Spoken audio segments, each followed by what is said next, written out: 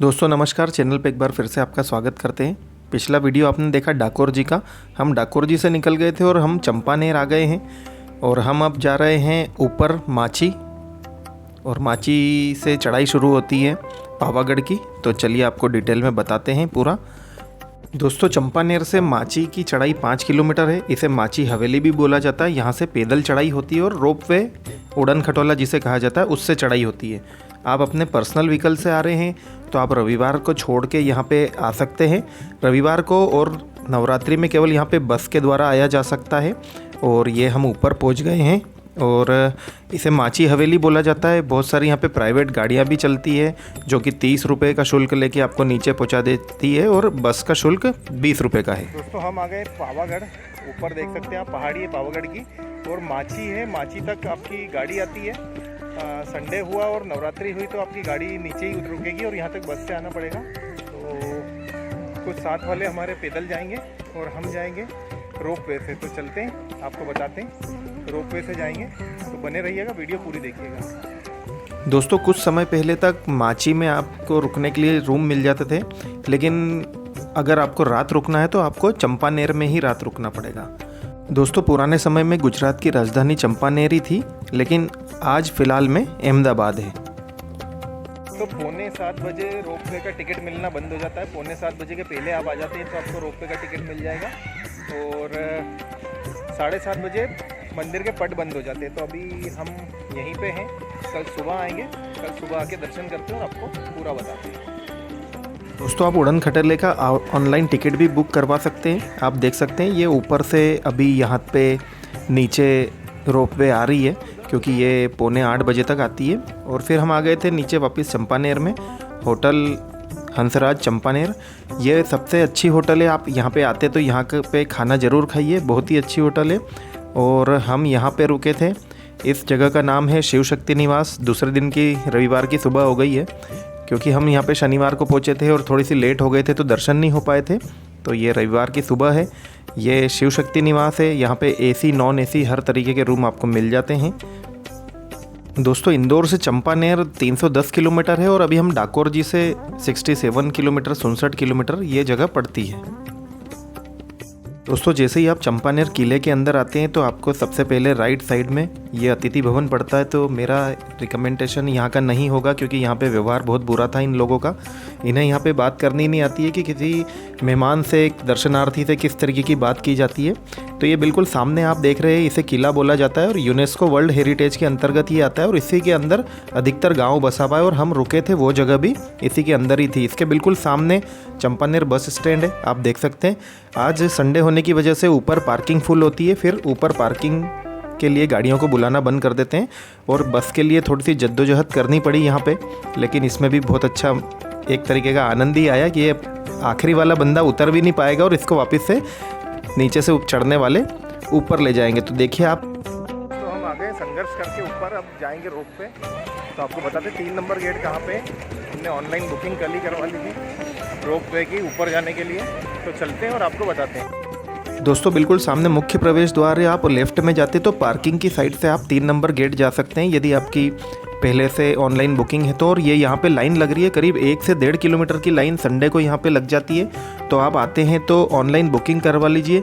Slot का time यदि आपका 8 से 9 या 9 से 10 का है और आप थोड़ी सी लेट भी यहाँ पे आते हैं तो कोई तकलीफ़ नहीं है। ये यहाँ पे आपको फिर भी इस लाइन में आपको 1 से 1.5 घंटा इंतज़ार करना पड़ सकता है। उसके बाद आपका नंबर आता है ऊपर जाने के लिए। तो चलिए आपको ऊपर ले जाते हैं, पूरा डिटेल में माता जी के बारे में बताते हैं।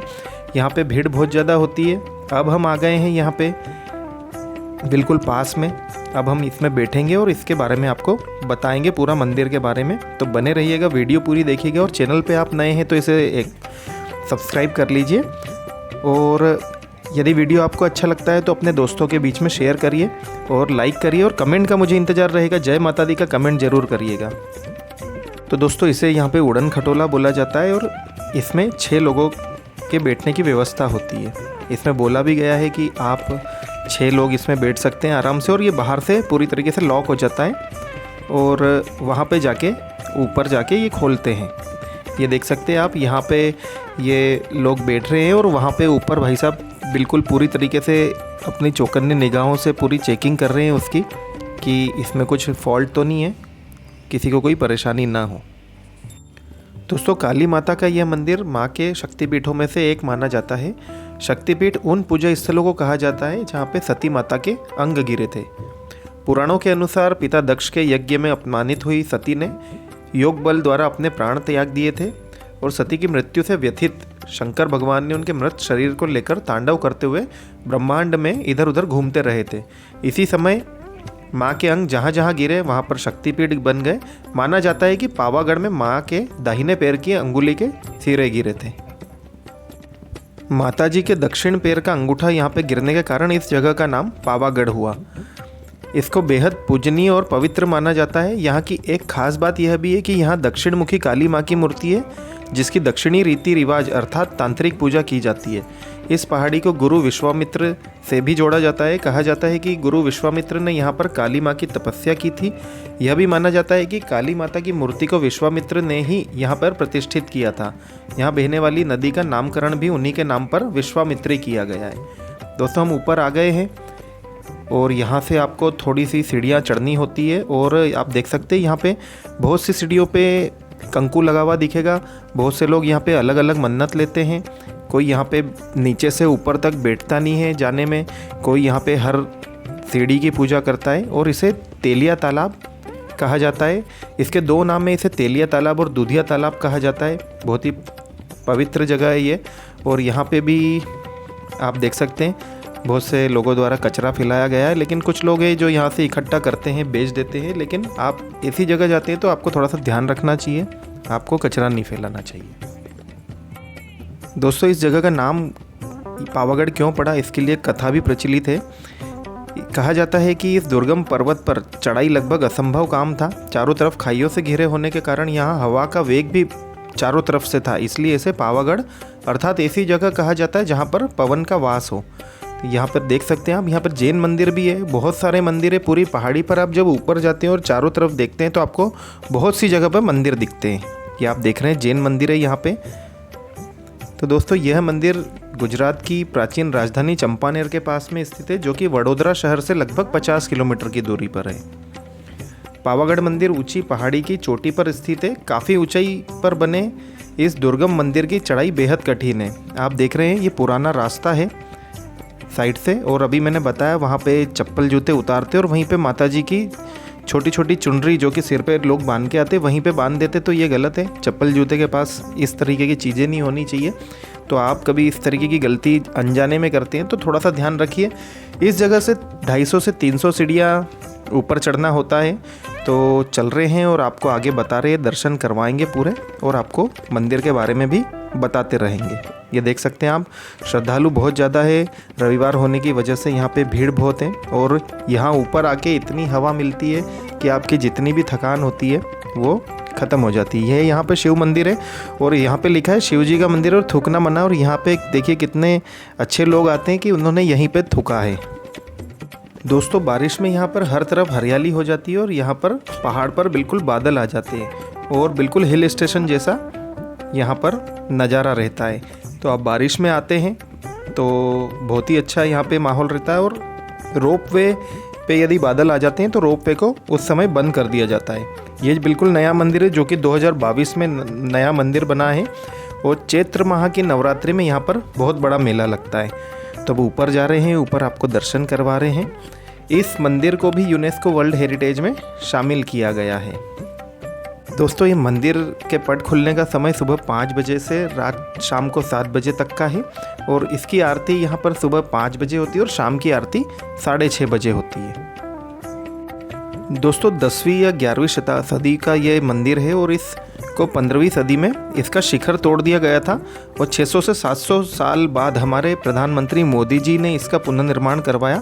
और आप देख सकते हैं कि यहाँ पर आज फिर से ध्वजा लहरा रही है। इसकी अनुमानित लागत करीब 125 करोड़ रुपए थी और ये भी कहा जाता है कि महमूद बेगड़ा द्वारा इस मंदिर को तोड़ा गया था और गुम्बज की जगह मंदिर के ऊपर दरगाह बना दी गई थी। उस दरगाह कमेटी से बात करके उस दरगाह को मंदिर के पास में जगह दी गई है और मंदिर का पूरा ऊपर गुम्बज पे गुम्बज वापस बनाया गया है और उस पर वापस से ध्वजा लहराई रही है। तो इसके लिए मैं मोदी जी को धन्यवाद देना चाहूँगा, उन्होंने इतना अच्छा काम किया। और यहाँ ऊपर से देखते हैं तो जिस तरीके से मैंने बताया था पुराने मंदिर, हर जगह हर तरफ आपको मंदिर दिखते हैं। तो चलिए अब आपको दर्शन करवाते हैं। भीड़ बहुत ज़्यादा है। यहाँ पे एक पत्थर लगा है जिस पे इसकी तारीख डली है कि कब इसका शिलान्यास हुआ था और कब से ये मंदिर शुरू हुआ। आप देख सकते हैं भीड़ बहुत ज़्यादा है, लेकिन ऊपर आके आपको बिल्कुल भी थकान नहीं लगती। यहाँ पे ऊपर चढ़ते ही आपको सीधे हाथ पे भैरव दर्शन होते हैं। यदि आप संडे को अवॉइड करके आते हैं तो यहाँ पे बहुत आराम से आपके दर्शन होंगे। वैसे एक फ़्लो में पूरी भीड़ चलती रहती है तो कोई तकलीफ़ नहीं आती है। दोस्तों यहाँ पे सती माता के पैर का अंगूठा गिरा था और उसे ढकने के लिए देवताओं द्वारा एक पहाड़ को लाया गया था और इसलिए इसे पावागढ़ कहा जाता है। एक ये भी यहाँ पे कथा प्रचलित है। दोस्तों जिस यज्ञ में माता सती ने अपनी आहुति दी थी उस जगह का भी मैंने वीडियो बनाया है। उस जगह पर भी हम गए थे। वो जगह हरिद्वार में आती है, तो मैं उसका डिस्क्रिप्शन में लिंक दे दूंगा, वो भी आप देखिए। ये आप पावागढ़ की माता जी की दर्शन कर रहे हैं। यहाँ पर बीच में माता जी है, काली माता, सीधे हाथ पे काली माता की मूर्ति है और उल्टे हाथ पे बहुचार माता है यहाँ पे, तो आप दर्शन कर सकते हैं। वीडियो में कमेंट ज़रूर करिएगा, आपके कमेंट का मुझे इंतज़ार रहेगा। और ये बिल्कुल पास ही में दरगाह है जहाँ मैंने बोला अनजान जो श्रद्धालु होते हैं जिन्हें कुछ मालूम नहीं है वो यहाँ पे भी आते, यहाँ पे भी माथा टेकते हैं। तो मेरा बताने का यही मतलब है कि आप अपने स्वविवेक से निर्णय लें कि आपको कहाँ जाना है, कहाँ दर्शन करने हैं, कहाँ पे सिर टेकना है। ये आप सामने देख रहे हैं दरगाह और सीधे हाथ पे बिल्कुल मंदिर है और मंदिर का ये एग्ज़िट पॉइंट है। यहाँ से जैसे ही आप बाहर निकलते हैं वैसे ही आपको दरगाह दिखती है। और यहाँ पे प्रसाद आप 50 रुपये की रसीद कटवा के यहाँ पे प्रसाद ले सकते हैं।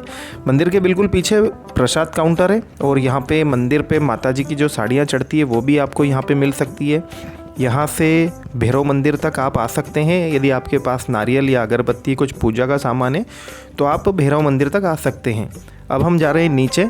नीचे जाने का आपको बता दें कि 7:45 बजे तक आखिरी रोपवे चलती है। यदि आपको उसी के पहले रोपवे में बैठना होता है और अब ये आप नहीं बैठते हैं तो आपको इसके बाद पैदल ही नीचे आना होता है। रोपवे के लिए मैं टिकट बता देता हूँ। 169 एक व्यक्ति का टिकट है। बच्चों का यहाँ पे 83 रुपीज़ लगता है और एक साइड का 133 लगता है। यानी आप नीचे से ऊपर पैदल आते हैं और ऊपर से नीचे आप रोपवे से जाना चाहते हैं तो 133 का आपको टिकट लगेगा। तो आप देख सकते हैं नीचे हम आ गए हैं, रोपवे भी आ रही है और ये आप देख रहे हैं यहाँ पे ये हर सीढ़ियों पे ये दीपक जलाएंगे और एक एक सीढ़ी पे दीपक जलाकर ऊपर दर्शन करेंगे क्योंकि इनकी इसी तरह से मान्यता थी। ये थे दर्शन पावागढ़ वाली माता के। तो मिलते हैं अगले वीडियो में, बने रहिएगा। लाइक ज़रूर करिए, कमेंट ज़रूर करिए और अच्छा लगे तो शेयर ज़रूर करिएगा। मिलते हैं बहुत किसी अच्छी से वीडियो में। तब तक के लिए जय माता दी।